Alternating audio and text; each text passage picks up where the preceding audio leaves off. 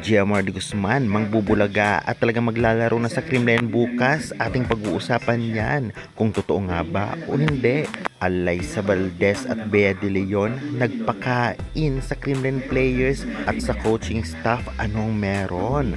Kurashiki Ablaze, bakit nga ba talaga nag-withdraw sa PVL Invitational 2025? Takot nga ba sila? Yan ang topic natin this video. Kaya before that guys, please naman, don't forget to like, comment, and subscribe, and pa-hit the notification bell para lagi po kayong updated sa mga banggang video about sa volleyball dito sa Pilipinas. Maraming salamat sa suporta. Ito nga ang latest update sa Creamline ngayon na talaga namang pinaghandaan din ni Alyssa Valdez at Bea De Leon ang Creamline players at coaching staff na pakainin sa kanilang business na KFC. Kaya naman syempre, sarap na sarap ang mga players, lalong-lalo pa galing sa mga players din ng Creamline ang free food at syempre KFC kaya yan. Kaya congratulations, busog na busog ang mga lola nyo.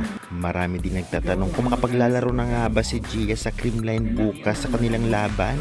Well, ang masasabi ko ay pwedeng-pwede dahil nasa line-up naman siya kung kanyang gugustuhin. Kagaya ng ibang players na galing sa Alas Pilipinas ay naglaro na kahapon, kagaya na lamang ni Nerva at Malaluan. Kaya kung sakaling kinakailangan ng team ng setter na si Gia ay talaga namang pwesebling palaron ito at pumasok.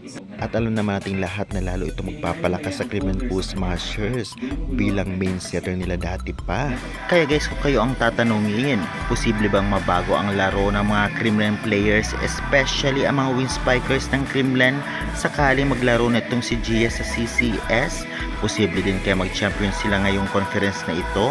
Kung ganoon pa man ay i-comment nyo na yun sa baba. Samantalang ano nga ba ang dahilan bakit hindi natuloy ang Kurashiki Ablaze sa PVL Invitational?